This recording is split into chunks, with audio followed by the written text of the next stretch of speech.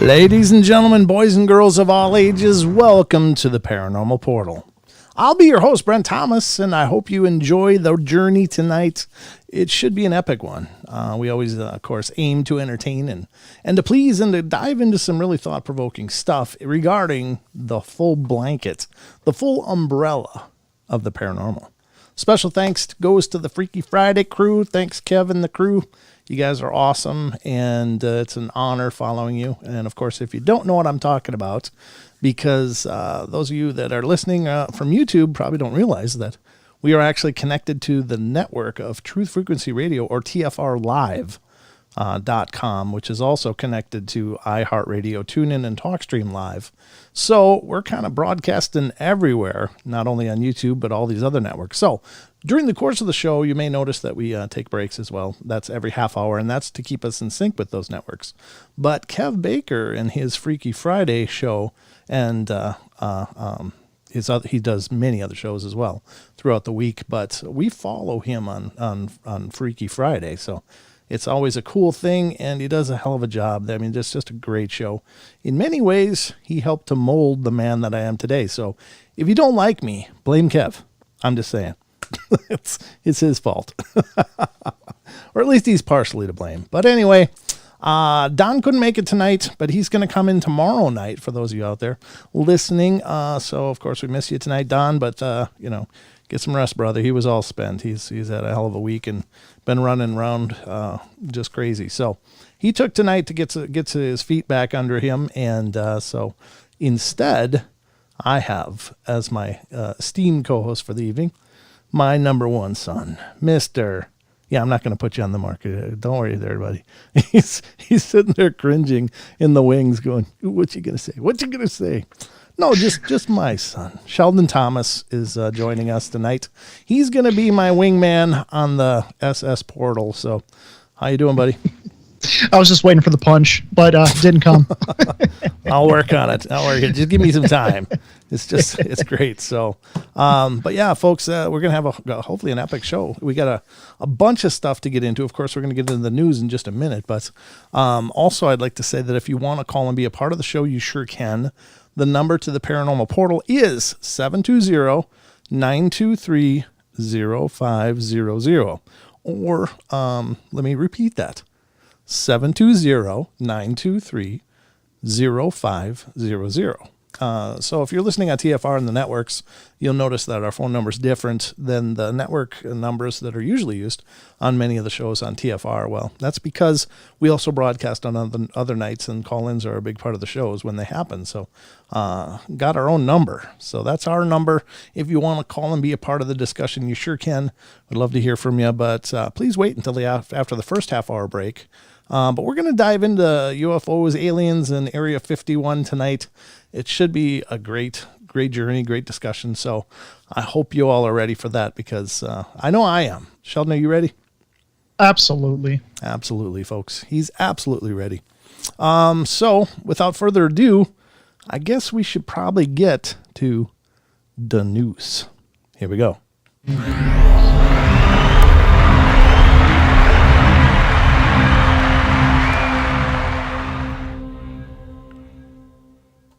All right, ladies and gentlemen, welcome to the Paranormal Portal News Desk, which is exactly like the other desk, but it's because I didn't actually move, but I got a better background now, so, or at least a different background. But we're going to dive into the news, and it's not always paranormal, but it's usually just some unusual news pieces that I find in my cruising through the net, and especially one site that I tend to use quite a bit, and it's a wonderful site, and it's unexplained-mysteries.com.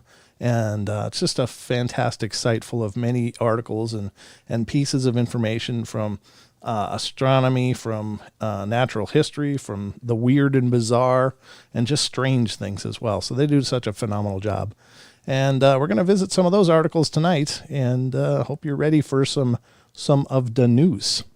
I can't get Sheldon up on the screen during the news segment because it's all set up for the co-host chair, but he's in a whole different part of the world. He's over in Minnesota, so I got to do it this way. So I guess I could actually. No, you know what? I can actually. Never mind. I'll get you up on the screen during the news, Sheldon. Yeah, I just All figured right. out. I just figured figured out some obvious thing that I had missed this whole time, which isn't unusual for me.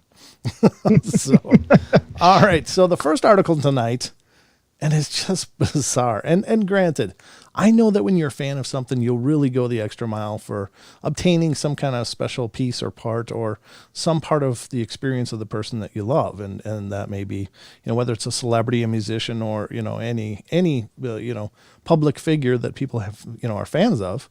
They'll pay like silly prices for like a toothbrush or a hairbrush or something. But, ladies and gentlemen, I don't know if this is a precluding some cloning experiments or whatever. But anyway, here's the story. This is from unexplained-mysteries.com. A jar of Elvis Presley's hair sells for $72,500. Yep, they got a jar of his hair. Somebody must have followed him at a barber shop or something and sweeped it up, or the person working there was like, "Ooh, this could be worth something," and they put it in a baggie and probably sold it back in the day for $50. Well, today it fetched, or Friday, it's as of the 10th of September. This article was written. It sold today for $72,500. What's happening? Well, let's find out. A jar filled with a clump of the late king of rock and roll's hair was recently sold at auction in the U.S. Ever since his death in 1977, speculation has been the rife among fans of the world-famous singer that he may have faked his own demise and has been hiding from the public. Well, he certainly hasn't turned up so far. At least one part of him has. A baseball-sized clump of his hair that was recently proven a popular item at auction. The hair, which was bundled with extensive documentation, including a certificate of authenticity signed by John Reznikov of University Archives, ultimately ended up selling for $72,500. It was reportedly collected over many years by Presley's personal barber, Homer Gilliland. Not this Homer.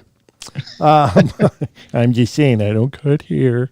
The auction also saw the sale of the jumpsuit that Elvis wore at his 1972 Madison Square Garden performance. The winning bidder paid a staggering $1.12 million for it.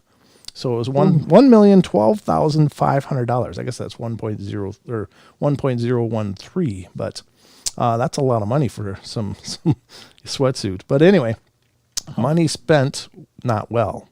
There's the jar. For those of you on YouTube, you can see the picture, and it's just a little jar with the the latch lid, the metal latch lid thing that they have on those old canning jars, and it went for $72,500. So who bought it? That's what I want to know. Who bought the hair, and what do they got planned? Is it going to go overseas, and all of a sudden there's little Elvises all over the place? The cloning process, yeah. All of a sudden there's a bunch of, thank you very much. Thank you. Could be. I'm just saying. I'm just putting it out there, folks. But that's the first article on the board tonight. So what do you think of that, Sheldon? See, I can put you on screen. What a lucky barber. I mean, it is a lucky barber. Yeah, absolutely. Actually, you're really big on the screen now. So you're like the showcase image right now. All right. Just keep it here. Oh, you are such a ham. I love it. Can tell why we're related, right? Oh, yeah. Let's get to the next article here on the show, and that will be, because we do have to mind the brakes, and so we got to keep it moving. Got to keep it moving, Sheldon. As much as I'd love to keep the camera on you, we got to keep moving. I forgive you. All right. The next is from, actually, unexplained-mysteries.com as well. This article is Weird Tortilla Fish Mystery Finally Solved. I gotta put a link to this in the TFR chat because they got to see what a tortilla fish looks like. I didn't know what a tortilla fish looked like until right now, and it apparently is some kind of mystery. So let's see what's going on with tortilla fish. It legitimately looks like a tortilla. It does. I mean, with fins, it's like there's a little burrito swimming around, or at least the shell. Yeah. Wow, that's no exaggeration. No, I mean, it's even colored like it. Like it looks like, the whatever the hell tortillas are made of, corn, isn't it? Looks like it's even got the cooking marks on it, like where it sat on a hot plate. Yeah. It says, when Tom Bosworth fished up this peculiar specimen earlier this year, He had no idea what it was at all. The Florida angler couldn't quite believe what he was seeing when he reeled in this odd-looking fish, which resembled a flour tortilla, during a fishing trip in Tampa Bay back in March. What the heck is that, he said at the time. That's what I'm saying, too. Can't wait to hear. There's 200 species of fish out in Tampa Bay, and that's one of the stranger ones I've ever caught. The peculiar fish measured about 22 inches in length, and neither of the two friends he had been fishing with could identify the fish either, leaving a mystery that would endure for several months. It wasn't until a photograph he had taken of the catch was featured on the Florida Fish and Wildlife Conservation Commission, FFWCC, for those that love acronyms, that the mystery of the fish was finally solved. What do you do when you pull up a fish that you don't intend to catch? The commissioner wrote. That's what happened to Thomas Bosworth, who recently, when he caught this beautiful orange filefish.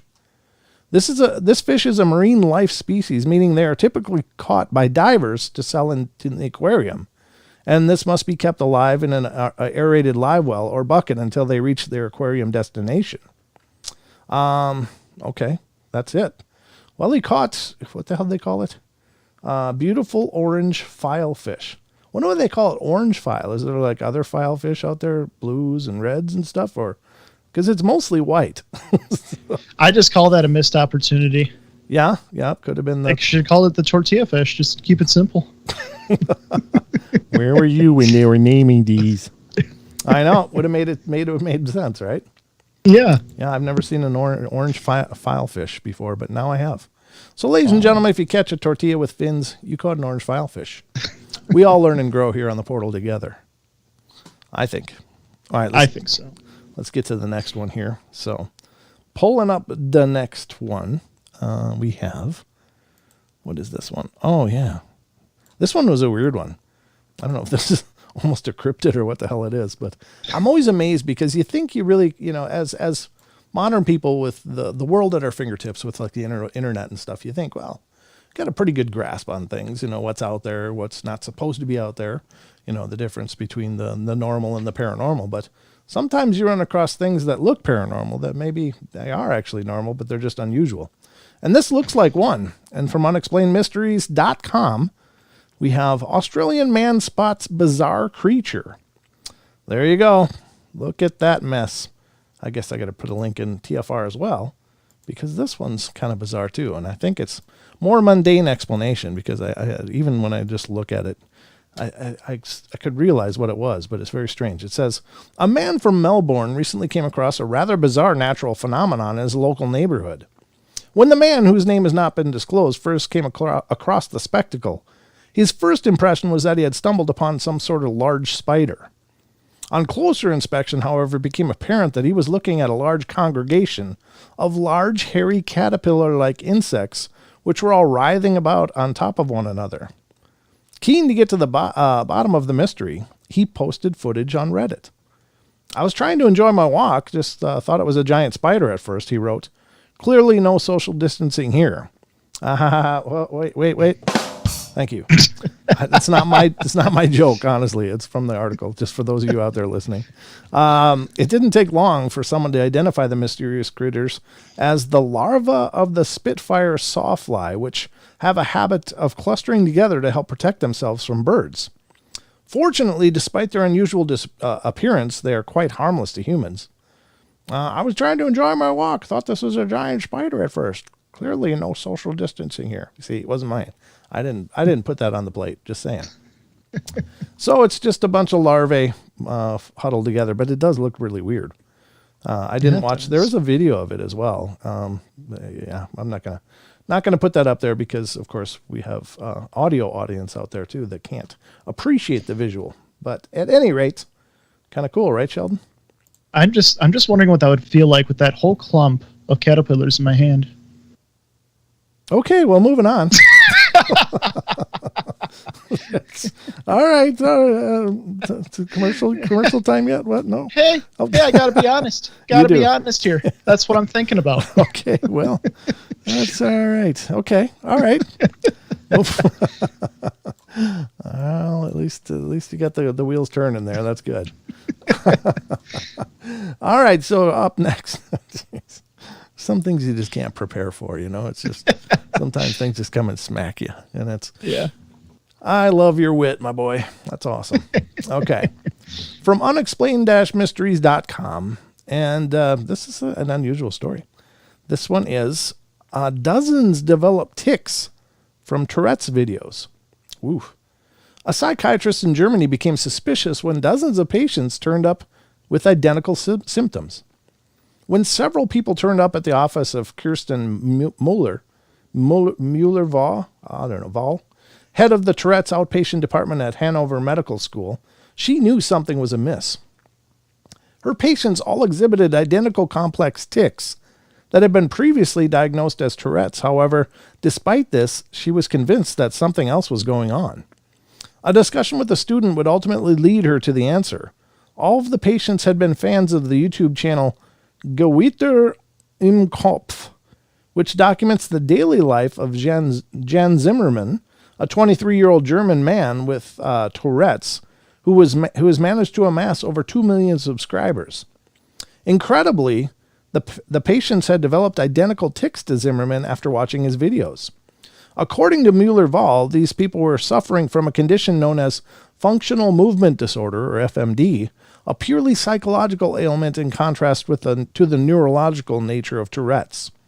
For some of the patients, the symptoms vanished after this was explained to them, while others improved following a course of psychotherapy. Mass sociogenic illness, otherwise known as mass hysteria, has manifested in various ways in recent years, and we have covered several cases, for example, of mass hysteria in classrooms due to perceived paranormal phenomena in countries such as Ghana and Malaysia. Seeing it happen as a result of watching videos on YouTube, however, is certainly an intriguing twist. Yeah, that's weird. So these people were just modeling the behavior because, I don't know, what is it? Something subconsciously was making them adapt these tics? Sounds like it from the article. Yeah, it does. That's really strange. I don't know. I guess it's possible. I don't know. It's interesting though. Very interesting. All right. So I got a little bit of a, I've got a little bit of an admission here, and this kind of is a little embarrassing, but I'm going to go out on a limb and just share it. Okay. So way back when the first Batman movie came out with Michael Keaton, I went to the movie and, actually loved it because I was a big fan of Batman since I'm a little boy. You know, I watched the old Adam West version with Burt Ward, and I even though it was campy and stupid, I was just a little kid and loved it. Just fell in love with it. I loved Batman. He was just the thing. So when the first Batman movie came out, I'm like, cool, they're gonna have a real movie of Batman. So I went to it. Now, when you watch that movie, you'll see Michael Keaton, whenever he's in the Batman suit, like puckers his lips. He kind of does, he does a puckery thing, especially when he's driving and like Vicky Vale's in the passenger seat. And he kind of does this grimace pucker thing with his lips. And so the movie, this is going on through the movie. And after the movie was done, I got in my car and started driving home. And I realized I was puckering my lips. I was like, dude, I was doing the Batman. I'm like, what the hell's wrong with me?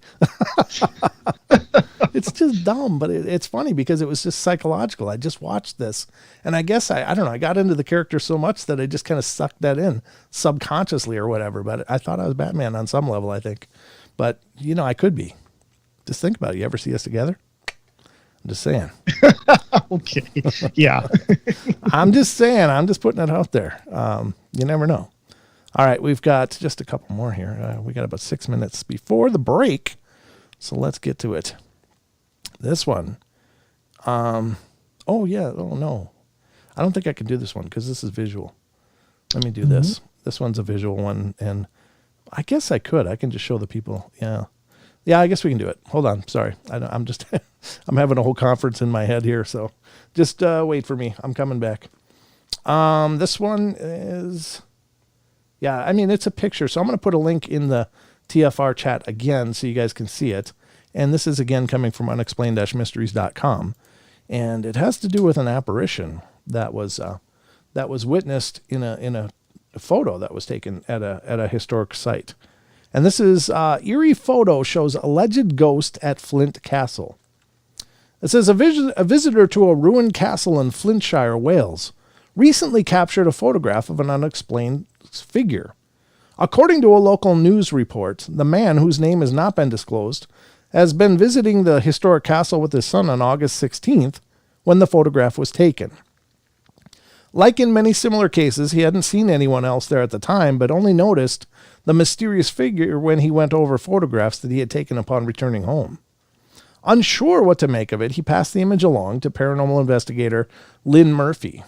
He told me there was nobody else there inside the castle at the time, and he took lots of photos of his son, she said, and when he got back to his home in Flint, he looked at the photos he had taken and noticed something in the background of one of the photos.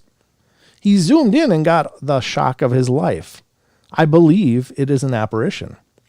She has since appealed for any other people who may have been visiting the castle that day to come forward to reveal if they had seen or heard anything unusual while they were there. You can check out the image of the alleged ghost below. What do you make of it? And there it is, folks. It's not at all translucent. I can't figure what it is, though. It looks almost like a little statue. It's very drab in color. It's not like a white apparition. It's almost matching the block color behind it. But it does look like a running, figure that's frozen, as if it's running towards them, but at an angle to the right as you're facing the apparition in the photo. So, I don't know. I mean, it could be very legit. I'm not going to say either way, obviously, because there's always a million questions with these kind of things, and you can't just look at something and go, that's paranormal. Or, nope, that's not paranormal. You can't do it either way. So, I don't know. It kind of gets to a gut feeling when you're just looking at things like this. I don't know. It could be maybe some manipulation of the photo as well. I don't know if it's a digital camera or what kind of medium he was working with, but it could very well be, folks. I think we've read stories where, the apparition or spirit or whatever it could have or may have been, they're solid. The stories say they're solid or they're translucent or, they come in like a lot of different ways. So it's possible, at least. It's a very solid apparition if it is indeed an apparition. And it's not unusual to just capture things like that on cameras where it wouldn't be visible to the naked eye. That's not uncommon. That's reported all the time. But again, you have to research those kind of things, you have to really dive into it and do test shots and all kinds of things. So just one more tonight. And this one's actually coming from a site called animalian.com. I think I just left it on. Yeah, I'll just drag it over the top of your face. Sorry, Sheldon. This is actually from the Bigfoot world, and this is woman reported Bigfoot sightings at her home. This was dated from 2019, June 16th. So thanks. Look at all those ads. Jesus. It's like I'm hamming for him here. One resident, and I'm not looking for, what is that? A concealer? You looking for any concealer, Sheldon? Just saying. Absolutely not. Since we're sharing screen time with these one resident of North Carolina claims to have been visited on various occasions by the mysterious creature.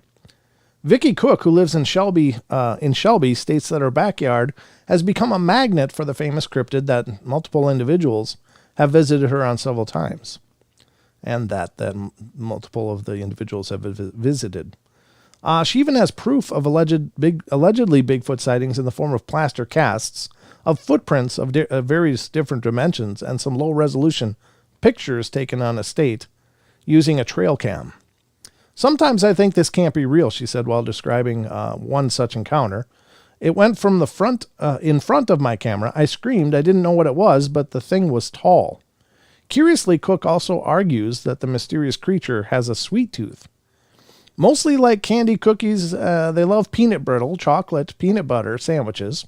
Vicky said, they don't like apples and bananas. And you can see below a local news report with more details about her experiences. I'll put the link in both chats if anybody wants to check out that news report later after the show. Hopefully not now. I hope you stick with us for now. But at any rate, it's interesting. Now, I think it's incredibly irresponsible. We only got about a minute here, but I think it's incredibly irresponsible to gift Bigfoot things in foods that are complex and stuff. And Bear talked about this when he was on the show, Jim King. He talked about, we don't know what their systems are like. We don't know if they've got food allergies or how our foods are going to affect them and in what way. And feeding them sweets and stuff like that is just, I think, incredibly bad idea, because it's not like they got dentists. I mean, if they get a toothache, it could kill them, because it could turn abscess, and what are they going to do? They can't eat. So I think if you're going to give any kind of food, just make it some kind of vegetables or something. But they do, everywhere else they like apples. So why hers don't like apples, I don't know. But at any rate, that's going to wrap it up for the Paranormal Portal news, folks. So let's get back to the regularly scheduled show just in time for break.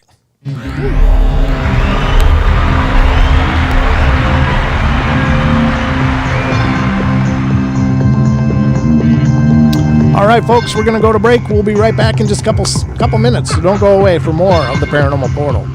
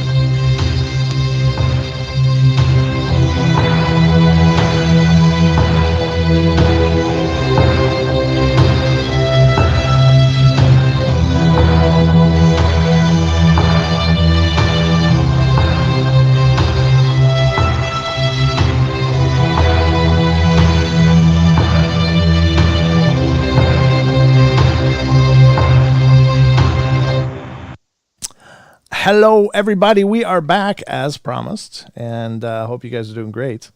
And welcome to the show, all the new faces I'm seeing. That's really cool. And hello to the regulars. To all you regular weirdos. Thanks for tuning in, huh? Quit busting my chops.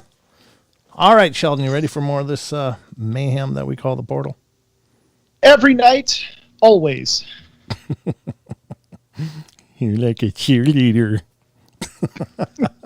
I love your enthusiasm. That's good. I'm ready too.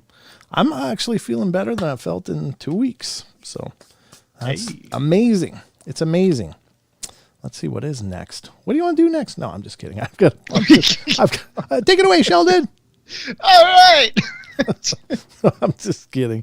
I just dumped the whole show on you. I'm gonna go take a nap. Sheldon, take over. Yes. Just take it from here, end it, you lock up. Come freely. Turn out the lights when you're done. All right. Yeah. All right. Here we go. Kirsten's like, yay. What do you mean, yay? Hey. It's my show. No. I'm just kidding. All right. Let's see what we got here. Super weird stuff. Where the hell am I? Oh, wait. That's not what I wanted. Well, it's okay. I can just click over here and start here.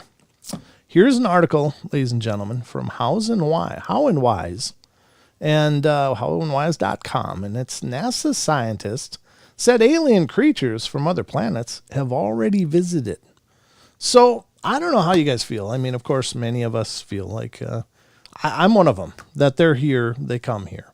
The reason that I think so, and I've always felt so, but one big punctuation for me is actually having seen it myself. Seeing the phenomena up close and personal. I saw a saucer. The story I've repeated many, many times through the shows and when I've been on other people's shows. So when I was on the Sasquatch Chronicles with Wes, I talked about that experience and on many other shows as well. When I was on Cade's show, Believe, out of Australia, and From the Shadows podcast, I was on there, and many others, and I'm not trying to name them all, but so what I'm basically saying, if you want to know the story, check it out somewhere, or even on this channel, if you can find where I mentioned it. We've only got, 1,030 some episodes now here on YouTube. So I wish I could tell you where it is for sure, but it's out there. I think there's a show I did, Walking in My Footsteps, and that's where I talked about it. And it's on the Bedtime Stories from Beyond playlist. I know it's on there. But anyway, I know that I'm not alone in that many people do. And Sheldon, you believe as well, right? Absolutely. Yeah, I think so too. So what do you think of the idea that not only are they here and visiting, but some people believe they're walking among us? What do you think of that concept?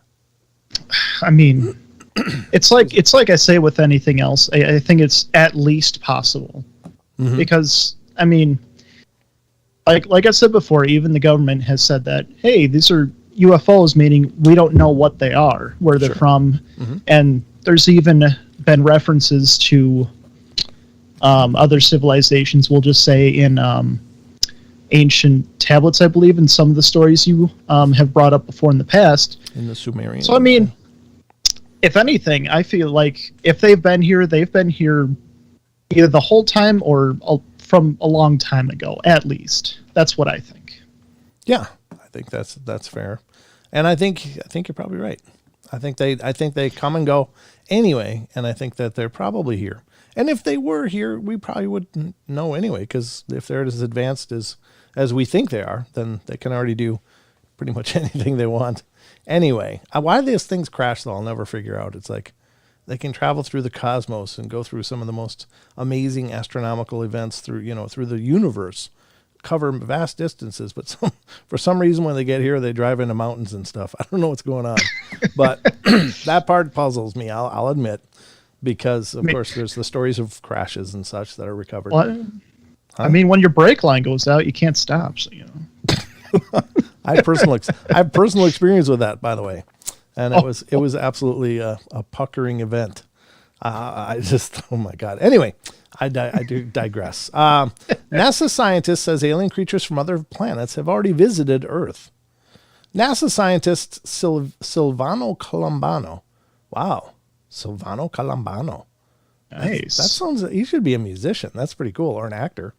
claims that representatives of extraterrestrial civilizations have already visited our planet, but we could not notice it. Interesting. It says the reason for this is the fact that humanity has been existing in the form that we know for a very short time. I don't even know what that means. According to Professor Colombano, it cannot be ruled out that we do not know about their visits. Because they are too different from us and the way we imagine aliens. Oh, okay. In his opinion, the reason for the failure of our search for aliens may be the assumption that this is also a carbon-based life. Oh, that's a good point. It is possible that our civilization is simply too young for contact with others, and we have received the main base of technical achievements over the past several hundred years, and if so, all of our attempts to predict the development of civilization for several thousands or millions of years in advance are simply ridiculous. If any extraterrestrial mind has already reached the Earth, then most likely it uses technologies that we cannot even imagine. Therefore, in order to find guests from outer space, we have to demonstrate an image above the average. Many of the modern technologies that seem to us unchanged and developed on another planet may have long been forgotten. Does that make sense? Did that make sense? In order to find guests from outer space, we have to demonstrate an image above the average. Okay. Many of the modern technologies that seem to us unchanged and developed on another planet may have long been forgotten. I don't understand. Okay. I'm not sure what they're saying, to be honest. In addition, if we assume that these organisms are not based on amino acids, that is, for example, not carbon but silicon, then we cannot even predict what we may deal with. Perhaps we simply won't be able to ask ourselves whether what we see is representative of an alien civilization or something like bacteria. Wow. I like the whole, maybe it's not carbon based. That's cool. But everything else, I'm lost. I don't know what this guy said. Maybe it's one of those things someone out there will understand, have the credentials to understand, but yeah, but I don't. I felt like I stroked out somewhere in there, and I was trying to figure out, what am I saying? What are these words meaning? I don't know. That's a strange article. I mean, I like where the guy's going with some of this thought, but I have no understanding of where he's headed with this. But I guess, what the hell is this? Oh, that is something that I've thought about too, though, is that we are carbon-based life forms. Yes, we are. But, I mean, what would even another element-based life form look like? Like, that's something I've thought about before, and I'm curious about that. That is. It's a good question. That's a very good question. I all I can tell you, one thing I will say, and I've said it many times, I'm sorry for the redundancy for our regular listeners, but when I saw the one I saw, for any new people that are here, I only saw it because I was looking through night vision binoculars, and once I looked with my naked eye, it wasn't there. And when I looked again through the night vision binoculars, it was there. And I'm not talking it was some light over the horizon. This is something that was, I saw the saucer, I saw the two plates, I saw the flashing lights, and it was above a tree about 150 yards from me. And it was sitting up there about the size of a school bus, maybe a little smaller, but it was huge. And I saw it. And when I lowered it, I couldn't see anything, but I saw the stars. But I put the glasses back up and saw it. So that does at least demonstrate a technological accomplishment that, as far as we know, we can't do. There's some people that claim maybe we can. And if that's the case, maybe it was some man-made advanced project. But to me, it was definitely representative of the fact that we have no idea what they're capable of. So I think that technologically speaking, yeah, it would look like magic to us. Oh, yeah. I mean, you're talking me. I mean, in my opinion, I think it's at least 100 or so years, maybe even thousands of years technologically advanced. Everything is going to look completely different. I would guess, at least. Right. I've had a couple comments rolling through here. I took love, Android. So what did you take to feel better? Just love was mostly at end time, for that matter. What was your belief in UFO before seeing one? I had an open mind. I was always looking, because I've always believed there's got to be something out there. There's got to be these incredible intelligences out there that are so advanced to us. I mean, I've always been a proponent of the idea, but it was nice to have such a solid confirmation. And now I wasn't scared when I saw it. I was not at all scared. I wasn't afraid. I was just, my jaw just dropped. It was one of those earth-shattering moments like, oh my God, there it is. I'd been looking for my whole life up at the stars, never saw anything weird. And I thought, God, how are all these people seeing things that you hear about? And I don't see anything, just an occasional shooting star. But then when I did finally see it, it was like, you know, it's like the whole sitting in front of a speaker with your hair blown back.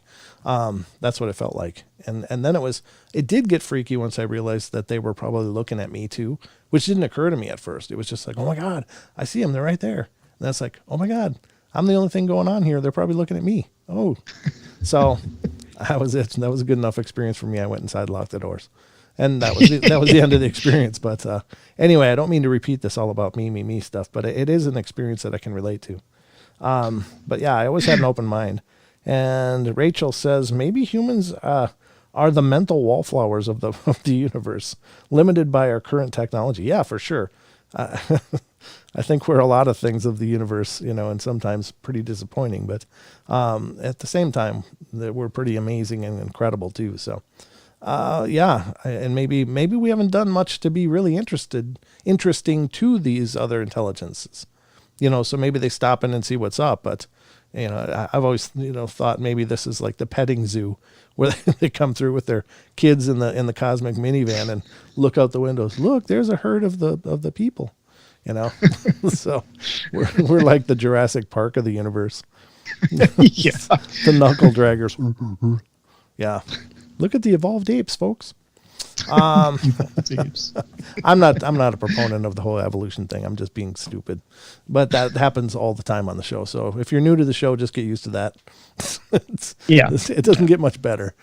If you're looking for highbrow entertainment, you're definitely on the wrong page. But yeah, I appreciate you guys' comments and participation in the discussion. By all means, continue. I did find the other article I wanted to dive into. What? Android says, please don't feed the humans. Yeah, isn't that the truth? Bring us peanut butter sandwiches. Yeah. All right, where was I? Here I am.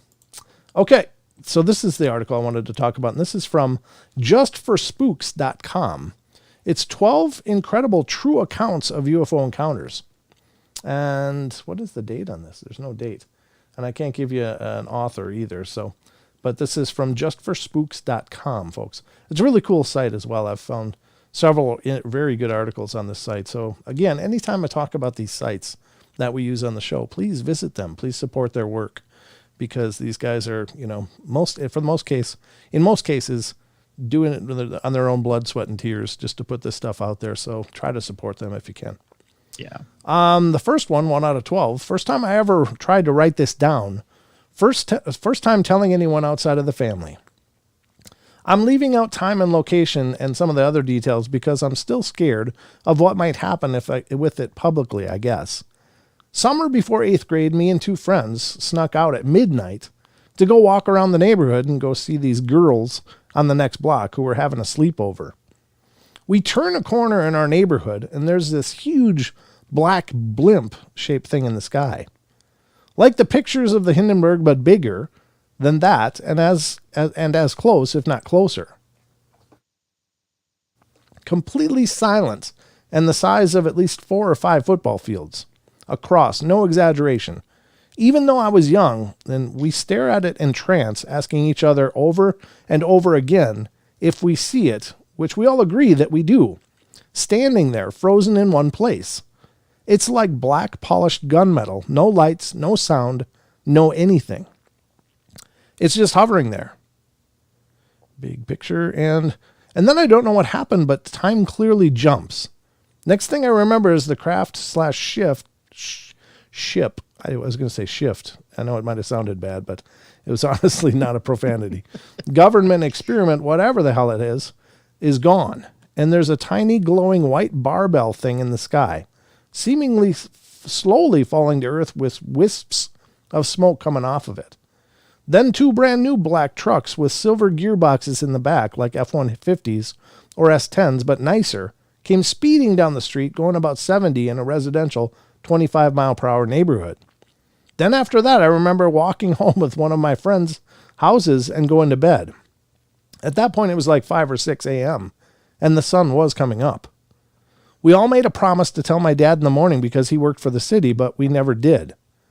I don't know what happened later in life to one of my friends who was there, but the other was my best friend, and we sort of made an unspoken pact never to talk about it. Don't know how or why we did that. We all grew up, and I sort of lost touch with him too. We did reconnect over Facebook and such over the years, but it was like there was something between us neither of us wanted to touch or talk about. Looking back on it now, there's no way we could have been the only ones to see it. It wasn't that late at night, and it was over a heavily populated suburb of a major city. The idea that this has always scared me more than any sort of possible abduction scenario. That there were others and we're all voluntarily suffering a sort of collective amnesia, except in how we're not. I've thought about hypnosis, but that scares me too. Plus, I'm not sure if I'd trust the results. I was just a kid then, and I'm not sure if I could trust the hypnotist. What I do know, again, is that there's no way it was just the three of us who saw it. We're talking a huge thing hovering in the sky directly above hundreds of houses just after midnight on a summer weekend night. But nothing on the news, nothing in the paper, nothing on TV, no words spoken about it. Again, ever by anyone. This is a true story. I'm a little older than the average around here, I think, but I know what creepypasta and stuff like that is. This happened, and there's no way I'm the only one who remembers it. No way. That was by Appalachian Wind. Well, they've got two incidences in that story of missing time. One when they see this huge blimp ship, and boom, they lost time, and the next thing they know, the ship is gone, and some light with a barbell is coming down, and slowly, and then these pickups, these two black pickups, just come by, and boom, they lost more time, and the next thing they know, they're walking home. So that's really, really bizarre. It's almost like two things going on. Yeah, I mean that's something that's common. As you've been reading the stories throughout the years, that's something that's very common with all those stories, the abduction stories or the sighting stories, is that all of a sudden, boom, there's a loss of like memory and of a whole section gone, which is interesting. I think you got to ask yourself too. I mean, here's the thing: there's an old saying, and it's very true, but you got to wonder. Ignorance is bliss. So not remembering those things, I think, is maybe kind of good for some people. Because once you remember, and if what you're remembering is real, like the Betty and Barney Hill incident, they were similar. They were traveling home, and boom, they saw this thing in the sky, and boom, the next thing they know, they're waking up almost home or whatever, and they decide to go have some kind of regression hypnosis to see what happened. Well, they recover the memories, and what they describe is just phenomenal. And she even was able to write out a star chart that I don't even know if Zeta Reticuli was discovered at that point, or at least public knowledge, but she pretty accurately mapped out the Zeta Reticuli star cluster or whatever, and how that goes. And I don't know, there's this dress that she wore that had a weird material on it, and they've tested that and can't figure out what it is. And so lots of strangeness going on, along with physical evidence with like their car and stuff like that. I think there was some issues with their car, and I don't remember verbatim now, but at any case, once you know, then you got to deal with it. So not knowing you've got holes, and I know curiosity, do you want to deal with those memories of knowing what happened? Now, in their case, it doesn't sound like a horrible experience. I don't know. I think Barney's was a lot less pleasant than Betty's. So I don't know. I think there was some part of it where he was, she could hear him screaming in the other room or something, but she was just having a discussion with some of the crew members. And as she was leaving, she was like, "Oh, can I take this book?" And one of them said yes. And so she grabbed this book, some kind of book-like thing. And she was walking out, and another one on the ship said, "No, you can't take that," and took it from her. So she almost had this incredible memento of the experience, and God only knows what was contained in there. But yeah, I mean, it's pretty incredible. So once you know what happened, then you have to deal with it. That becomes your luggage for the rest of your life. And does knowing help or not? I mean, it's not like we're going to find a cure for this. It's not like a rash that you got to figure out what it is and add an ointment and everything's good. I mean, this is an intelligence, if it is real, and I believe it is, again, these are intelligence that are so far beyond us technologically, probably mentally, probably, in every single way. So what are you going to do? I mean, it's like a bunch of chimpanzees, finding out that they're in a zoo, What do? Throw sticks at the cage? I mean, really, so that's what I mean. It's once you have that knowledge, you have to deal with it. And isn't it almost preferable not to know? Just be like, yeah, something happened, I lost time, but hey, what's on TV? When do we eat? You can just go on with life as normal. Yeah, that's a good point. That is a good point. Yeah, I don't know. It's just me. And then, I got to agree with the author's opinion on there. Like, can you trust what you're told or what comes out of the hypnosis? And maybe you can, maybe you can't. I mean, maybe the memories recovered are another layer of protection between us and these aliens. Maybe the aliens add false memories in case they're ever regressed. So they have these weird remembrances that maybe don't make sense or are real disjointed. And then when you do come up, it's like, oh, never mind, this is a bunch of junk. You're just spouting some nonsense. Well, underneath that, is there another layer that actually has the real experience? And that would be what I would be asking. It's like, what do you do? But anyway. I'm sorry. No, go ahead. Well, when you're talking about technology that is so far advanced, I mean, that's something I keep talking about this, but I mean, this is at least what I believe is that, like, anything you could tell me about what their capabilities are, I would pretty much believe that it's possible. Like, it's absolutely possible. Yeah. When you're that advanced, at least. Right. Yep. Absolutely. What isn't possible? I mean, even for us, look at, our technology leaps and bounds that we've been taking.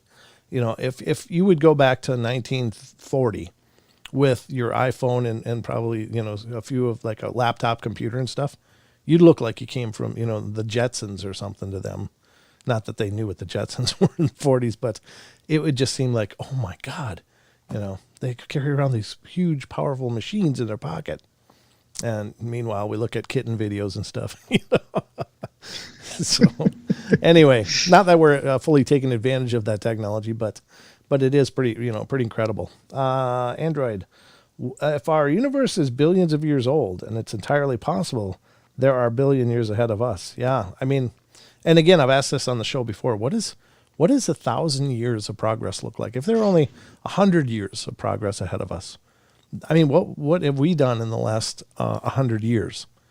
Between then and now, it's just no comparison between, the capabilities that we've achieved medically, scientifically, exploratorily, whatever. If it was 1,000 years, how does that look like? And if it was a million years and a billion years, I don't know. I mean, look at even how far we've come. If you look back 1,000 years from now, like it was swords and arrows and maybe some siege engines, but that was it. Now we have jets and bombs, and it's crazy. Like when you think about it like that, It really is. It's an incredible thing to ponder, but at any rate, very interesting all the same. Yeah. Rachel says, go back in time, find H.G. Wells, and wave your cell phone in his face like you're Mr. Bean. Yeah, there you go. Good points. Good points. So we're about a minute away. I don't know what the next one looks like. Let me look at it quick. The next one's a little longer. So we won't have time for that before break, but we'll dive back into this list after the break. And we're going to get into an article about Area 51 as well, for sure. And we'll see what else we can get to before we run out of time. But as you can see, the time is going very quickly. At least it is for me. On the show, How the Universe Works, this is from Android, talks about how life would look on the moon, Titan, and it would live off methane, and it would be like giant bacteria cells. Yeah, I mean, that's the other part of it, is we expect life to resemble us. And maybe that's what that other article was saying, is, that really didn't make much sense, is we expect life to resemble us. But maybe it wouldn't. Maybe it would exist completely differently than what we would expect. So, and maybe that's what they mean by we wouldn't recognize it maybe if it was here. It's true. All right. So we're going to be going to break, ladies and gentlemen. We're heading to the hour break. So just stick with us again. We'll be back in just about 3 minutes. So those of you on YouTube, enjoy the video. Those of you on TFR, iHeart, TuneIn, and TalkStream Live, enjoy the commercials. But either way, we'll be back. Don't go away.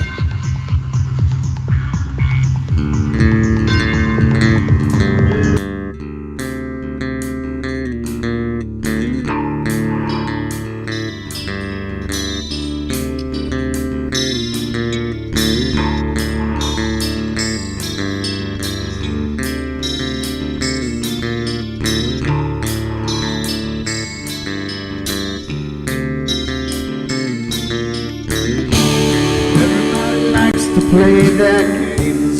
Everybody loves to place their bets.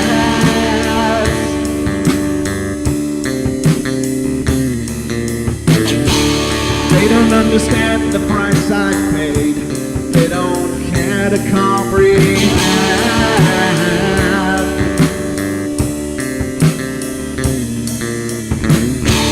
Trace their lines upon my body, dripping scars across my heart.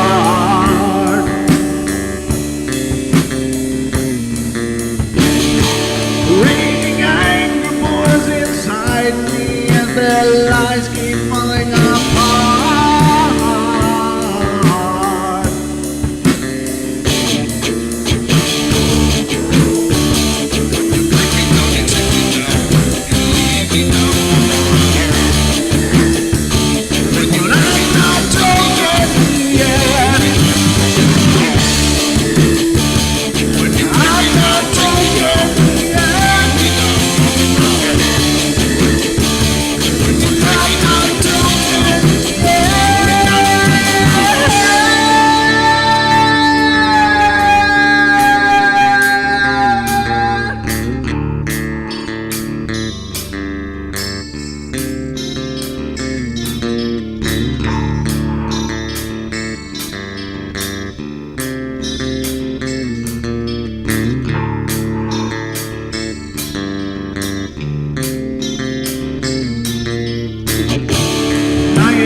Finished with my silence. I am not a stupid boy.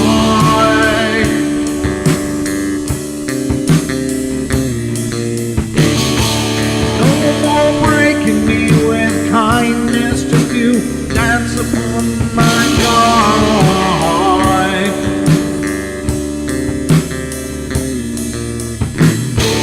Leading me with empty promise. You're just another fucking mess.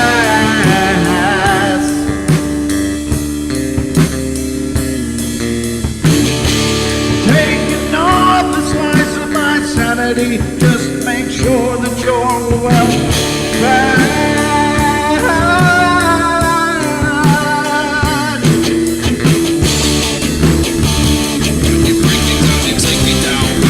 I'm not wrong, you get. I'm not talking yet. I'm not talking yet. I'm not talking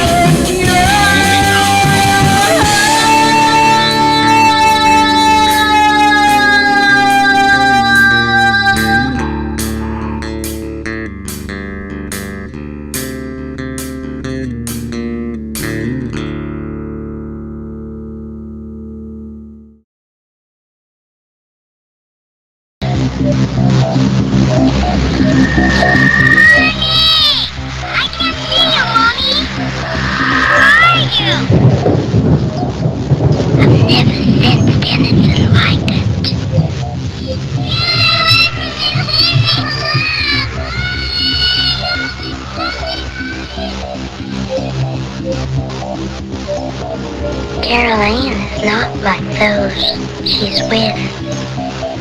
They're attracted to the one thing about her that is different from themselves. Her life force. It is very strong. It gives off its own illumination. It is a light that implies life and memory of love and home and earthly pleasures. Something they desperately desire, but can't have anymore. Right now, she's the closest thing to that.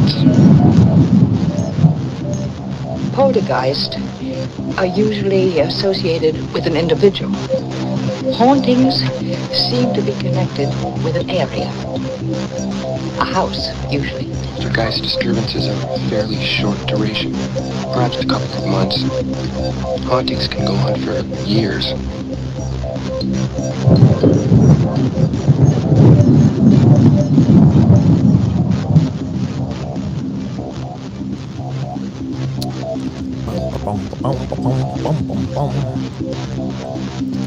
Hey, Sheldon. Hey, Sheldon. Yes. I'm not broken yet. You're not broken? Not broken yet. Good. All right, folks, we are back, and it's the second hour of the show. So I hope you're ready to be wildly entertained because, you know, if you weren't here for the first hour, you missed it. But at least you're here for the second hour, if you're coming in. But at any rate, we're going through UFOs, aliens, Area 51, and as much weirdness as we can pack into 2 full hours, with some commercial breaks, of course. But for any of you that are just coming in, just know that the lines are open. 720-923-0500, 720-923-0500 is the numbers for fun here on the portal. If you want to join into the conversation, you know something about UFOs that you want to talk, I'm all ears. So let's get back to the list. You ready, Sheldon? Always. See what happened? You said I was the cheerleader. I know. Every time I ask you're ready, you're always. So I said it with you. Did you hear me say it with you? No, I didn't actually. I only heard Exactly my the voice. same time. I don't know if it came through. Maybe Skype cut one of us, but I said exactly the same time as you did. It was kind of a beautiful moment.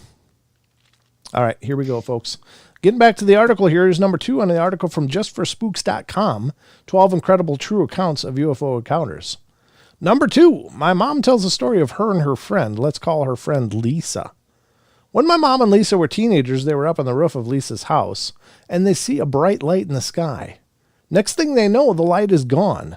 Thing is, they think they've been up on the roof for like 15 minutes, but something like 3 hours passed. Mom doesn't remember anything about what happened during that time, and Lisa simply refuses to talk about it.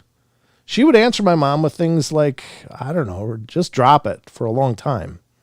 So a couple more months later, Mom moves away and loses contact with Lisa for about 10 years. She finally meets up with her again and immediately notices that something is odd about Lisa. Lisa appeared very distant to her with a very dreamy demeanor, like she was really happy and at peace for no good reason. Drugs? I don't know. I'm just saying it's possible. Some people cope differently. After they talk for a bit, Lisa brings up the incident up on the roof, and Mom says she doesn't really remember anything about it. But Lisa remembers. She remembers everything. She said that at first, it was all bits and pieces, and she couldn't remember any of it clearly. She was confused and scared and wanted to avoid discussing it. Then, as time passed, she began to remember more and more of it. She remembers it all clearly, and she remembers the other 3 times she was abducted after that clearly as well. At first, they paralyzed her somehow and did all sorts of invasive experiments on her, but by the most recent time, they stopped probing her and began to talk with her. Oh, that's nice. You figure you at least get dinner first. Sorry, folks. I can't help it. It just comes out. They didn't speak English or any other human language, but she could understand everything they said, even though she can't speak their language herself. Apparently, they told her all sorts of things about space, Earth itself, and most shockingly, predicted years beforehand that she would get pregnant in a specific year, and it would also be a stillborn, and that she would never be able to have children again. Wonder why, aliens? They also told her that it was not their fault, and oh yeah, okay, it never is. And they even made an attempt to save her from this fate, but they were unsuccessful. They also told her that they had abducted my mother another time, but that after that first incident, Mom, she has no recollection of any other potential abductions, but she does have recurring nightmares of being abducted, but she's almost sure that they're just that, nightmares. Anyway, Lisa tells Mom that every time she speaks with them, she comes to understand the truth more and more. When Mom inquires what the truth is, Lisa just says, "You will know eventually." And she says that once she learned of the truth, then everything became wonderful. Mom has seen her a few more times over the years. We still live in another state from her. And she apparently has a pretty normal life and doesn't obsess over alien stuff like some supposed alien abductees do. She only ever brings it up in passing, not like it's a central part of her daily life. And we don't know who submitted that. Now, I will say, if you've been a listener of the show, some of these stories, the two stories we've covered so far, I know we've covered before. And that happens, it's not intentional. It's just that a lot of times these stories are projected over many sites. And so while we've not read this article before, we've certainly covered a couple of these stories so far. I don't know if it'll continue. So forgive the redundancies. I don't know. You can only do so much when you're farming material. But anyway, I think that's pretty interesting. I would suppose that it's possible that through a course of several abductions, you'd maybe be able to get on a sense of equilibrium and maybe actually even have a dialogue. So if that's the case, that's cool. I guess it's great she's at peace with it, because it's not like people get to choose very often. You know, you don't get to choose whether or not you get hoovered up into the saucer. It's just they do it. And, it's got to be a horribly helpless feeling. I can't imagine. But at the same rate, if it's got to happen, at least that lady's peaceful with it. So that's good. Yeah. All right. Number 3 in this list is, I can't say for sure what happened to me that night, but here's what I know. I was driving home for the weekend from school at Indiana University, and it takes me about 2 hours to get home. And I left Bloomington around 10 p.m. At exactly 10:53, I'm on a very rural stretch of the 2-lane highway that I take home, and I noticed what appeared to be flashing lights behind me. I thought, great, I'm getting pulled over. So I turned onto the next county road about a quarter of a mile from where I noticed the lights. As the car came to a stop and I started to open my glove box to get out my registration and proof of insurance, the lights suddenly disappeared and no car drove past. Now here's where the story takes a turn for the weird. And I'm sure you guys will think I'm just making it all up, because it really does seem like something straight out of a typical UFO movie or story. The electronics in my car start to go haywire. The radio was randomly changing stations with the volume kept going up and down, while the dome light and headlights start to flicker and turn on and off again. This was at 10:56 p.m. and I start thinking to myself that my battery must be failing, or else I have a short somewhere in the electric system of my car. So I lean down to pop the hood so I can take a look at the battery, and that's the last thing I remember. The next thing I know, I open my eyes and see nothing but the night sky full of bright stars. It was a cold night, and it seemed like I had never seen stars that bright in my life. I sat up and looked around, and I saw absolutely nothing at all. I was in the middle of a field surrounded by corn stalks left over from a recent harvest, and as I started to come to my senses, I started to freak out. Where am I? What the hell am I doing? Am I asleep in the middle of a field? Where's my car? I got up and started walking toward the distant headlights I could see from a road about a half a mile away. When I got to the nearest intersection, I looked at the signs, which read 350 north and 50 west. I was half a mile away from my car, which was just right off of the main road. I started walking towards the headlights I could see on the main road. I can't say how long it took me to walk a half mile, but I couldn't have been at it more than 10 or 15 minutes. When I arrived at my car, all the lights were out. My battery had died. which struck me as odd because I couldn't have been gone that long. I looked at my phone, which was sitting in the passenger seat, and the time was 2:17 a.m. Over 3 hours had passed since I turned off onto the side road for the flashing lights behind me. I remember sitting in my car completely dumbfounded, wondering what the hell had just happened to me. After about half an hour of just sitting there, I remembered my battery was dead, so I got on the phone and called AAA to come out and give me a jump. It took about an hour for them to get out to me since I was a good distance away from the nearest town, during which time I just sat in silence, running through the possible scenarios in my head concerning what had just happened. To this day, I couldn't tell you what really happened to me that night. All I know is I can't think of any plausible explanation as to why I woke up over half a mile away from my car in the middle of a cornfield more than 3 hours after I had stopped. I've only shared this story with one other person, my uncle, and I'm sure people would either look at me like I'm crazy or they would call BS on the whole story, and I can't blame them. If somebody came to me with a story like that is so closely mirrors the stereotypical encounter story, I probably wouldn't believe them either. No idea who wrote that one. It's deleted, so that's pretty wild. Now, I will say this, that when you think about the stereotypical stories, like with movies like Close Encounters of the Third Kind by Steven Spielberg, he actually researched the hell out of the phenomena of UFO encounters and abductions. So the reason that those are part of pop culture, especially, I don't know if it was brought up much before Close Encounters of the Third Time, but it was definitely a big part of the movie was that the car lights and batteries would die and cars would just sit there, electronics, the lights and cities would go down. And, it was just this weird electromagnetic effect around these craft. Now, the reason that that's in the movie is because it's been reported so many times by people experiencing this stuff. Allegedly, Steven Spielberg did a lot of research into what happens during abductions. What are these people saying is happening to them? What have they noticed? And he did a really fantastic job duplicating that in the movie. So it wasn't life imitating art. It was art imitating life.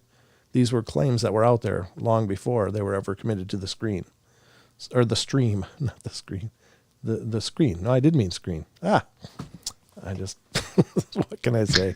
I can't blame the cold medicine anymore, but No, you can't. No, it's just me stroking out. But anyway, interestingly enough. Yeah, Rachel says, do these aliens mention, we've abducted your family for generations to comfort the abductees, or are they kind of out of touch with the minutia of human feelings? Yeah, probably. It's probably not real high on their list, considering we're probably not much more than hamsters to them. It's like when you pick up your hamster, do you go, I owned your mom. She was great. Fluffy little thing. We love to cuddle. So hope you're a cuddler too. They probably don't break down too much time, but that's the difference in the Betty Barney Hill situation, is that she actually did have a dialogue. And, that's not often reported. Most times people aren't recalling, or at least recalling that experience. But it does seem that if these memories are true and not just another shield in front of the true experience, if they are what happened, then it doesn't seem like they're malicious in this. They're just kind of like, hey, there's one, let's sample it. It's kind of like when you look at like Shark Week and they're riding around looking for sharks in the ocean, and there's a shark, and they catch them, and then they pop tags in their dorsal fins and stuff. It's not, nobody broke it down to the shark what was going on. It's just like, yeah, we're going to tag you so we can study you. Well, then we talk about implants. People get implants, and what is that? Well, that means we're kind of like the sharks. They're tagging us, and they're probably watching what the hell we do, and where does this one go? What is he up to? How far does he migrate every day? I mean, I don't know, but it's kind of like Michio Kaku said, and I know some people have a really terrible opinion of Michio, but I think for the most part, he's a pretty cool guy. I don't think he's, part of any agenda. I know some people do, but that's my opinion. I just think he's a scientist, but he's very, very much leaning on the scientific side. But he made the statement, when you walk next to anthills? He said, you've got to consider how advanced these creatures could be to us. when you walk by an anthill, do you stop and introduce yourself to the ants? And he said, maybe that's how they regard us, because they're so far advanced from where we are, maybe spiritually, maybe emotionally, mentally, etc. That it doesn't, those kind of things are more pleasantries of a older version of them, maybe an ancient version of them.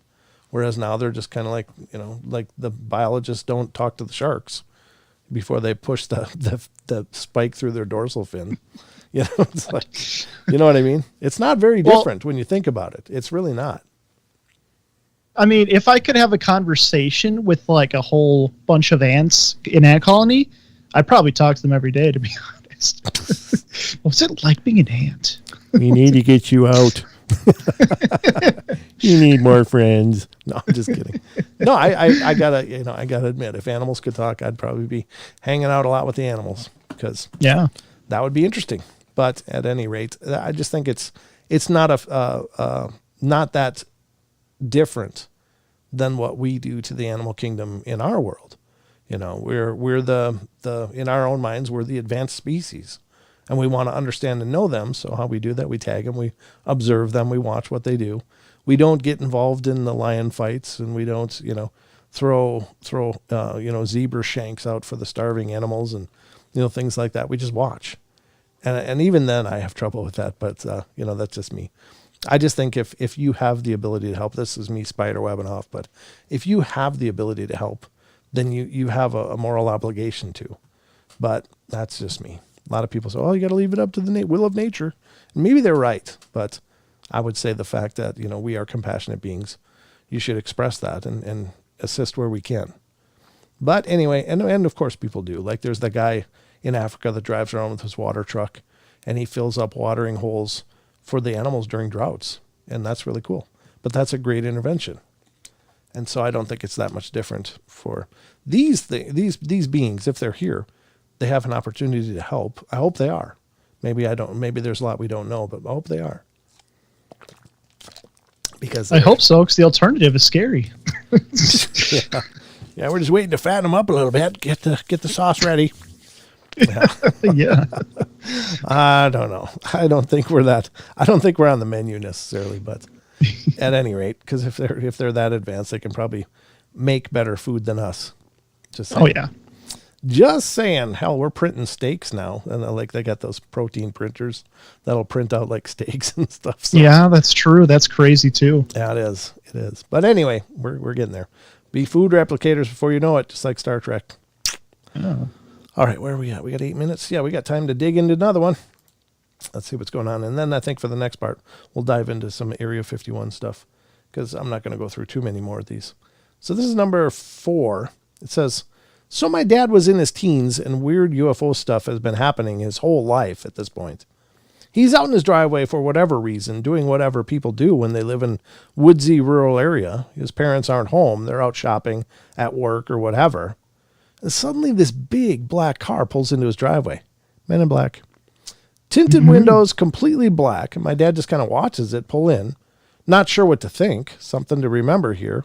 Not only is this a rural area, but it's about 50 years ago. People were a lot more trusting back then. Nowadays, you'd be crazy to leave your front door unlocked, but back then it was no big deal. So this strange black car pulls into my dad's driveway. It's making no noise at all, which my dad noticed right away. The door opens and out steps a super tall, fair-faced white man. He has blonde hair, an extremely well-tailored black suit, and black sunglasses on. Right away, my dad could see there was something off about him. He looks too perfect. Flawless skin and a childlike smile. And very overdressed for a hot summer day. He looks distinctly out of place. Well, the man walks up to my dad and asks him for his name. My dad, around 15 at the time, asks him why he wants to know. The man smiles and explains that he just wants to ask him a few questions, and he means no harm. Well, bemused, my dad agrees, but he's still wary of this strange man. First, the tall white dude asks my dad if he lives here, and my dad says yes, and asks why he wants to know. The man has a completely relaxed, non-confrontational tone, and seems almost giddy, like he's really excited to be having this conversation. His childish, overzealous grin hadn't faded in the least. He asked my dad if he had seen, felt, or heard anything that he felt was outside of the ordinary. My dad said sometimes, and again asked why he wanted to know. He never got much mileage out of that question, did he? The man just kept grinning, and by now my dad was feeling pretty comfortable. He had never seen this guy before in his life, and he didn't appear to be any kind of government agent. His behavior was far too unusual. Suddenly, the man's demeanor completely changes. His grin disappears, and he looks worried. Without so much as a goodbye, he opens his car door, gets inside, and drives away, still making no noise at all. A couple minutes later, my dad's parents come back from shopping. Now for the really weird part. My mom saw the same dude 30 years later. She was in a bookstore looking to buy something. Don't know the details really, when she turned around and noticed this tall, fair-looking blonde guy in a black suit sitting at a table in the cafe, 30 feet or so from my mom. He was reading a newspaper. Sitting across from him was another dude dressed exactly the same as the blonde one. They still looked strangely out of place, somehow too perfect, too clean, and now my mom had heard this story from my dad before, and she actually recognized my dad's description of this man. He definitely stood out. So she's kind of taken aback, trying to figure out if it's actually the man my dad saw all those years ago. The blonde guy notices my mom looking at him. Again, his demeanor completely changes. He stands up, turns around, and quickly walks out of the bookstore with the second guy right behind him. What the hell, right? I'm actually freaking out a bit thinking about this. I'm 22 now, and I have to wonder if I'm going to run into this awkward blonde stalker. It's like the Men in Black sent their most inept agent to follow around my dad, or the most obvious alien ever was trying to study my family in our natural habitat. I don't know. I know this is all very vague, and I'm going to bring it up to my dad tonight to try to clarify a few details. I'll be honest, if I've pushed this story out of my head because it weirds me out. I can't read that guy's name, but wow. It's on screen for those that are interested. Anyway, that's a weird story, right? That's a pretty cool one. Yeah. Yeah. The next one, since we got time for one more. Oh, go ahead. We got. Well, Android said earlier that apparently aliens like steak too. They cut up all our cattle. They must like cow eyeballs too. Must be a delicacy to them. Yeah, they especially seem to love to do some anal coring too. They love a good anal core, and I don't know why. I don't know what's going on with that meat, but man, they can't get enough of it. It's like, geez. All right, number 5. I don't even know where to start. Maybe the most enlightening experience I had was this. I used to talk about these things that were happening to anyone who was willing to listen. I've become a little more reserved from being heard a few times, opening up. It seemed to me like the more I would try to inform people about what happened, the more the experiences there would be. There was this guy named Adam that I was hanging out with for a while, and I took him home from a friend's apartment one night at around 3 or 4 a.m., which was normal for that time period since I was sleeping until 4 in the afternoon. I'd been trying to talk to people about this stuff nonstop, and when I took him to his house, we chilled, smoked in the driveway for a minute. All of a sudden, an intensely bright light appeared over the hill that was less than a mile from his house, and we were both immediately drawn to it. I started looking around, seeing if there was anything else that had happened, and I looked up. Above us were 2 orbs pivoting around, and I drew his attention to them, and I told him that I felt like they showed us that bright light to try to gauge our responses, and we just looked up and waved at the orbs. Then all of a sudden, the sky came to life. There must have been 36 orbs flying around in every direction, and over the horizon, streaks started taking off. It was definitely a spiritual experience. That was by HLF Empty 69, Half Empty 69. Wow, that's pretty crazy, right? Yeah. So, yeah, I mean, I believe they're here, folks. What are they doing? It's anybody's guess, but I don't know if my petting zoo analogy is that far off, or if we're like the safari destination for the galaxy, or the 7-Eleven or whatever we are. I don't know. It's just 7-Eleven everybody avoids. Yeah, we're like the mall where people go to people watch. What are these idiots going to do next? Sit down, get the popcorn. I'm sure we're probably wildly entertaining to the cosmos. I don't know. A bunch of bald apes running around. But whatever it is, they seem to enjoy watching us flounder.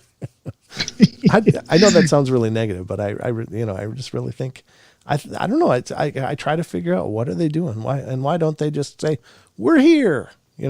We've been here a bunch of times. Great to see you guys again. But anyway. It's got to be like a civilization thing, like a law, maybe. I don't know.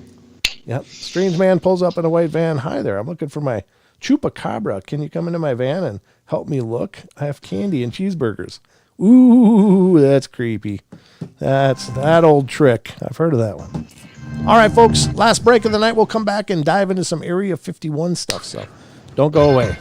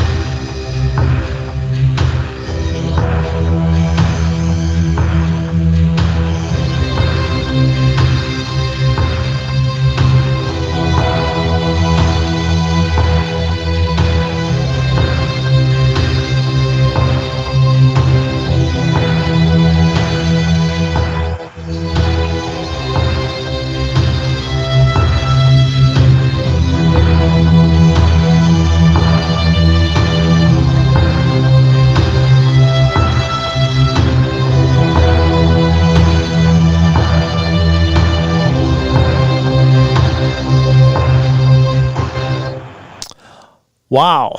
We're back. Last half hour of the show already, Sheldon. I can't believe it. Every time. I know. Never get used to it, do you? It No. just flies like, boom, 2 hours gone. It's like we're losing time, Sheldon. I know. I'm going to blink and it's going to be over. All right, folks, we got 1/2 hour to get into the rest of the show, and we're going to dive into some legends and stories about Area 51. So I hope you're ready to be entertained. Bring your entertainment glass and fill it up on this segment of the Paranormal Portal. Your look. All right, so I don't know. This is coming from ranker.com, and it's no, this is not the one that's coming from ranker.com. What the hell? Nope, not this one. This one. And this is coming from ranker.com, the Graveyard Shift segment, and Creepy Stories and Legends about Area 51 by Kellen Perry. And it was last updated July 27th of 2020. So pretty cool. Let's see what is going on. Of course, I don't need to talk about Area 51 too much. Everyone knows what it is. But anyway, number one, a former Area 51 worker spills the beans on live radio and gets cut off. This is likely an elaborate hoax, but it's creepy and entertaining nonetheless. In 1997, a guy called into a radio show called Coast to Coast. It's actually Coast to Coast AM, hosted by Art Bell, and claimed that he used to work at Area 51. He said, sounding pretty terrified that an extra-dimensional beings have infiltrated a lot of aspects of the military establishment, and they want to wipe out the major population centers. During the call, the satellite transmission carrying the show was legitimately interrupted, leading many to believe that the government was monitoring the call. The man called back several more times. Now, I have a little bit of background information on this. And yeah, it was weird because apparently they really did lose a big transformer on their broadcasting apparatus, and it cut them off. And Art did say in all the years of doing the show, he'd never had that happen. And in conjunction with this strange phone call, and the guy got on, and it's a pretty there's a clip here, but I don't want to play it because our TFR listeners wouldn't be able to hear it anyway. But essentially, if you just look for former Area 51 worker and Coast to Coast, you'll find the clip. It's out in the wild on YouTube, so it's a really convincing call.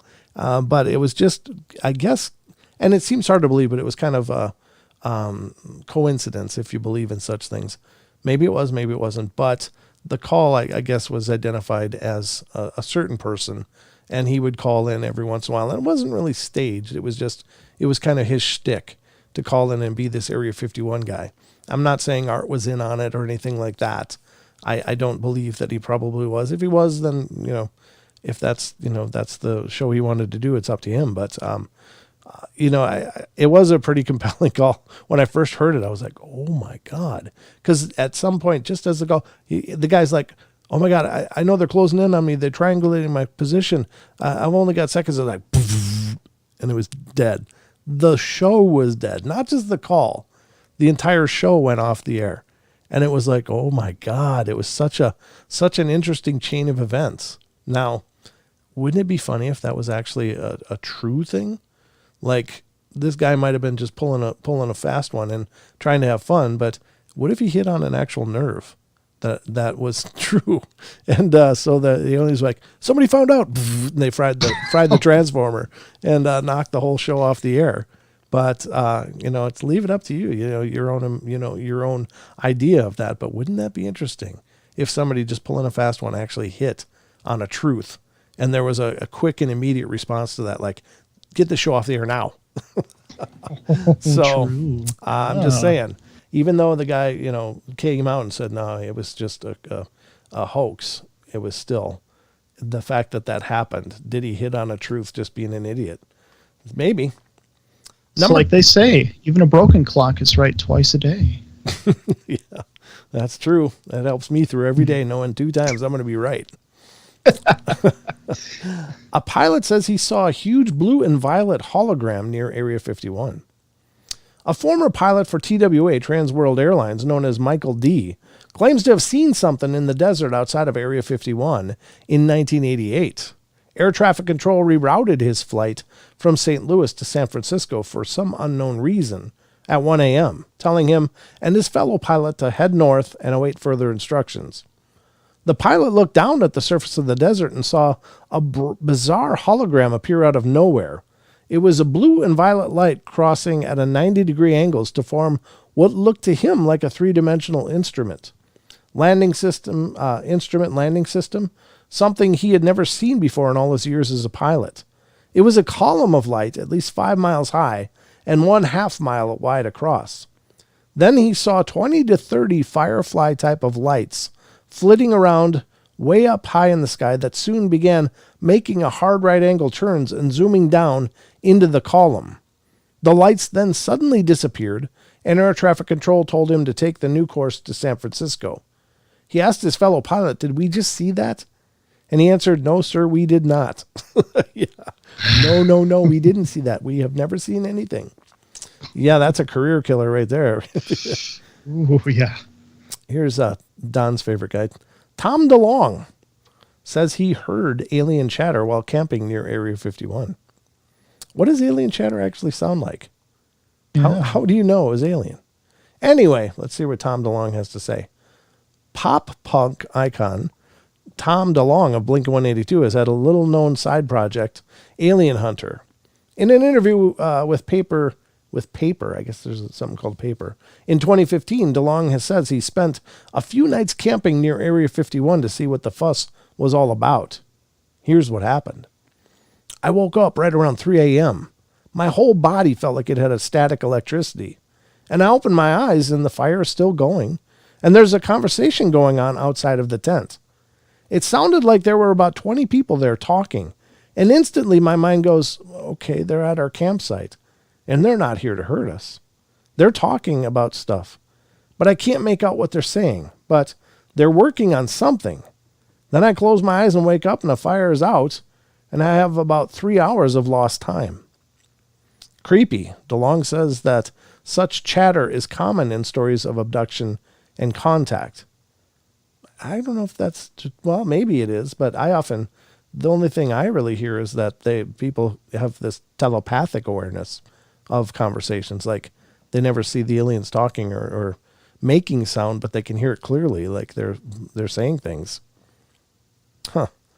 Well, I don't know. I mean, I'm not saying he's full of it, but I wouldn't say it's common. Number 4, a humming sound and a heavily guarded tent on a runway freaked out one security guard out. Humming sound and a heavily guarded tent. Okay. A security guard for a mine near Area 51 named Charlie Arundel claims he was ordered to shoot on sight anything that came near the property for 2 nights in 1965. Charlie and some other security personnel were bussed to an airstrip and told to guard the perimeter. On the first night, the guards heard a muted humming sound for about a half an hour. When the sound stopped, they were bussed out. On the way out, they spotted a circular camouflage tent on a runway encircled by troops that stood elbow to elbow with their backs to the tent. The troops were all carrying automatic weapons. On night 2, the guards heard the same humming sound, but when they left for the night, the tent was gone. So were they testing out one of the ships? Ooh, that's creepy. Now, it should be noted that it's actually Groom Lake Base. Area 51 is just a map designation to where the buildings are. So just for anybody out there, Area 51 isn't the whole base. It's just the area where the main buildings are. But the base is Groom Lake. But there were a lot of spy projects being developed there as well. I don't know about 1965, maybe. But the U-2 spy plane was built and developed there. And so they did have a lot of test flights. And probably the B-2 stealth bombers were developed maybe there as well. So I know a lot of top secret projects were actually legitimately developed there. But there's also, of course, the claims of craft and things. So pretty wild though, huh, Sheldon? You're muted, Sheldon. Yeah, that would explain it. Okay. I was just saying that Area 51 is actually one of the things I'm most curious about in this world. Oh, really? It's definitely one of it's something I'm just fascinated with. I think about at the very least a few times a week, just like really thinking about like what could be there, what are they guarding, what are they testing, what are they, all that kind of stuff. It's just like if I could know one thing, it would be all the secrets to Area 51. Well, if you want to know the claims, I don't know if you've checked it out or not, but Bob Lazar, are you familiar with that name? I don't think so. Okay, well, you got to look up Bob Lazar on Netflix. There's a documentary out there. It's pretty recent, but it's very well done, and it's interviewing him and his experiences. He's apparently an ex-employee of Area 51 who kind of spilled the beans, got out, spilled the beans about it, and immediately went public with his stuff because that was what he figured the only way he could protect himself. So whereas, he might have been, disappeared, but since he went public, all they could do was just make him look like a nut job. And so they tried to do that, but he knew about element 115, which it wasn't discovered until many, many years later. In the Hadron Collider, I think. I don't know if it was the one in Switzerland or where it was, but the Large Hadron Collider, I think, is the one where they discovered element 115 allegedly. But he went public about an element 115 was used by these craft. So, yeah, Bob Lazar, Lazar. Very interesting story, very compelling. So that'll give you a really good background on what Area 51 is all about. Well, time to do homework now. Yep, giving you your homework before the next show. I want to report about it on my desk. Okay, all right. Number 5, 2 civilian contractors died at Area 51 after exposure to toxic chemicals. The widows of civilian contractors,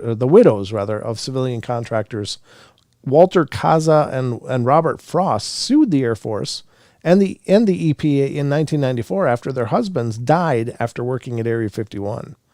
Allegedly, the contractors were present when unknown chemicals were burned in open pits and trenches, and this led to skin, liver, and respiratory injuries in 5 other contractors and later killed Kaza and Frost. The Washington reported that biopsies showed that Frost's tissues were filled with industrial toxins rarely seen in humans. The widows lost the case thanks in large part to President Clinton making Area 51, or the Air Force's operating location near Groom Lake, Nevada, exempt from environmental disclosure laws. Since the government didn't have to reveal the nature of the chemicals, there was insufficient evidence to try the case. That's just crappy. It's one thing. If they're going to bring in civilian contractors, they should be subject to any kind of litigation that was result from negligence. That they should have to at least be liable for that. Yeah, I think so for those kind of things. Yeah, that's absolutely horrible. Number 6, former Canadian government official claims to have toured alien tech at Area 51. That's Paul Hellyer, and he's the former Minister of Defense of Canada. And he's also one proponent of the idea that there are many alien species living here among us. Wow. Android Purity, Bob Lazar also knew gravity was a wave before we knew that too. Yeah, he was a brilliant guy. And I really have no doubt that what he says really is the truth. I mean, it's just too many things seem to correlate and parallel his claims, things that we discovered after the fact when he was talking about them long before. Former Canadian Minister of Defense Paul Hellyer says that an unnamed former Canadian Chief of Emergency Measures was flown to Area 51 to observe a UFO and make notes. Allegedly, this unnamed government chief didn't even tell his wife about what he saw. He waited until he was dying of Lou Gehrig's disease to spill the beans to Hellyer. And for the record, Hellyer also believes that 80 different species of aliens are in communication with the world leaders. But governments are, of course, covering it all up. Yeah. Number 7, a man claims to have smuggled out footage of an alien interrogation. And this has been on the net for a long time. I don't know. To me, it looks like a puppet show, but I don't know. Believe what you want. It may very well be. I'm not saying it couldn't be, but it's just really bizarre. A man known as Victor says he smuggled video of an alien interrogation out of Area 51 in 1996. The video shows a small beige-skinned, black-eyed, bulbous-headed creature that appeared to be in a distressed state. Its head looked purple and bruised as if it had suffered severe contusions across the skull. At the end of the tape, the alien appears to have a seizure and starts foaming at the mouth. UFOlogists still debate the tape's veracity. Why is it so dark? Why is there no audio? What does DNI stand for? Does my local Halloween store carry that mask? Yeah, I don't know. But again, I don't claim to be an expert on any of this stuff, folks. These are just my opinions. So by all means, if you believe that's real, then that's fantastic. Number 8, the Roswell aliens might have been tiny Soviets engineered by a Nazi fugitive. Wow, I've never heard this. That's an interesting title. Yeah, Los Angeles Times journalist Annie Jacobson has a pretty creepy explanation for the little gray men of Area 51. Jacobson says a first-hand witness told her that the little gray alien-looking dudes that allegedly crashed in Roswell, New Mexico in 1947 were actually child-sized Soviet pilots from a human experimentation program, possibly led by Nazi fugitive doctor Joseph Mengele. Excuse me. Made to look like aliens a la Orson Welles' War of the Worlds, why would the Soviets dress up human experiments and crash them into a desert of American Southwest? Jacobson says that it was meant to be a warning shot over President Truman's bow to show that a pre-nuclear Stalin could compete in the world of black propaganda. If that doesn't make much sense to you, you're not alone. Yeah, it doesn't to me either. Yeah, I have no idea. Number 9, a man claims he stepped through a portal into another dimension near Area 51. British children's book author Mike Oram says he and his wife Fran were abducted by sinister military dress beings outside Area 51 in 2004 and were taken through a portal to another dimension to be experimented on. Fortunately, his space brother, an alien who watches over him, rescued them and ordered their captors to return them to their vehicle. The couple was pretty shaken up by the whole ordeal, and it was so bad, Fran said that she would never set foot in America again. Oram said he also claims that his space brother, from another space mother, presumably, that's clever, took him on board an alien spacecraft and put him through detox to cleanse him after his Area 51 experience. Space Bros. It's got an exclamation point. Funny. There you go, folks. Those are some legends and stories from Area 51. Yeah, nice. Bob Lazar is the big central figure on what we know about Area 51, or what we believe we know anyway. So this article is on Ranker. There's a video at least of that clip from Coast to Coast is on here. So I will copy the link of this article and put it in the chat so you guys can check out that part of the article. Looks like the link is still live and working. So let's see. Oh, Bam 420 says in the TFR chat, he said, I heard him contradict himself years ago talking about Michio Kaku on UFOs. Michio Kaku. Oh, okay. Huh. I wonder what the meat of that was, but yeah, I mean, it's possible. I mean, I think for the most part, Michio Kaku is just a think tank guy, you know. He's a guy that just thinks about things and comes up with possible ideas of what's going on. So I don't know if he's, part of some agenda or anything like that. It's just very interesting stuff. So since we've got about 6 minutes left, let's go back to that list of, let me do this, that we were looking at before. I got to figure out where it is. No, it's not that one. Okay.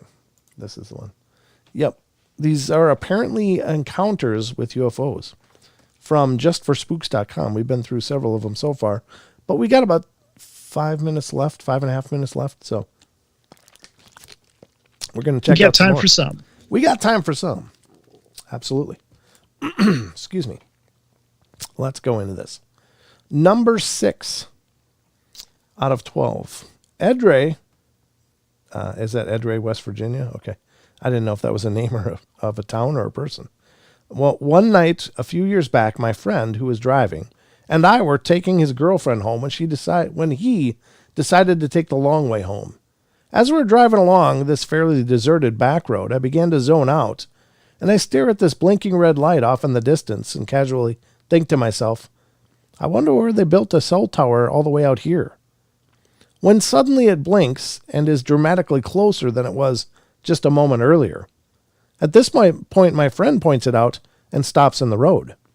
It blinks once more and is directly in front and over the top of us. The red light is so bright, it floods the car in a deep scarlet hue. I lean forward so that I can see directly into the light. In that brief moment, I feel a flood of negative emotions. The closest description I can offer is to that of being naked under a giant microscope and having every pore examined thoroughly. I then look away from the light to my friend and ask him to drive. He barely responds, apparently in a similar state. Then he snaps out of it and starts driving. As we get a little ways down the road, I notice the red light isn't fading, and the interior of the car is still lit up by it. I look out the window, and to my horror, the light is following us, and does so for approximately 1 to 2 miles. The light unexpectedly veers off to the left and comes down to the ground level in a patch of trees adjacent to the road. My friend stops the car again. Got to give this guy credit. He's got kahunas. And continues to stare at it and abruptly declares he's going to go out and go look at it. Like he's going to go get out and look it. It's like he is in some sort of trance. He opens the door and I grab his arm and tell him if he does, I will get in the driver's seat and leave him, and that we had to leave that instant. He looks at me and seems to come to and punches the gas so hard the tires lose traction and spin. The light remained stationary as we rode away, but I've never looked at the night sky the same. Edit. The incident occurred after dropping off my buddy's girlfriend, so she was not present. In my rush to type the story, I forgot that part. That was by Nihilistic Dawn. Wow. Oh. That's wild. So they were actually kind of being compelled, or at least suggested. That's pretty crazy stuff. All right, number 7 on the list is 1997 Colorado Springs, Colorado. I was 8 years old playing in the sand volleyball court at the park down the street from my house. I was engrossed in the activity, burying my collection of Happy Meal toys in the sand, and then digging them back out, repeat and repeat. I was looking down, but decided suddenly that I needed to look up because the world around me had lost all sound. I remember this story too. There was no longer any ambient noise, no traffic noise from the busy streets just a block over. No more dogs barking, no more birds chirping. I looked at the street that bordered the park, and that's when I saw it. It looked like a stealth bomber turned sideways, nose leading, one wing down toward the road, and the other pointed up at the sky. Completely shiny black in color, as tall as a house, shaped like an arrowhead, it was cruising the street at about 3 miles per hour, just gliding over the road. I watched it for maybe 20 seconds. As soon as it had passed behind some 2-story houses and out of my sight, I got my hearing back full force. I ran home with my piss-soaked pants and never spoke a word of it to anybody. Edit. Here's a quick sketch. You made a sketch. See if I can put that up. Oh, yeah. Sure. There it is. I can put this link in the TFR chat as well, for those of you in the TFRs. All right, let's do this. Interesting. That does look like a bomb. One of those bombers. Yeah, it really does. But it was just going slowly down the road. Interesting. Right? Is that how aliens show off? Like, look at what we can do. It's like an alien. It's an alien doing a wheelie. Yes, you can't do this. It's at all my talented glory. I live in Colorado Springs in 1997. I lived on Don Juan Court, so I guess the park I was playing at was called Franklin Park. Immediately after, I moved back to Phoenix, just in time for the Phoenix Lights. Oh, that's by Negative Cap 5. Wow. Well, that's going to about wrap it up for tonight, folks. I hope you guys enjoyed the journey. Sheldon, did you have a good time? Oh, every time. I always do. Oh, good. Well, why don't you tell people what you want to tell them? Absolutely. Very quickly. Very, very quickly. Okay, if you want to join the Discord channel, stay connected to us and the community in general. I'll put a link in the YouTube chat at least. There you go.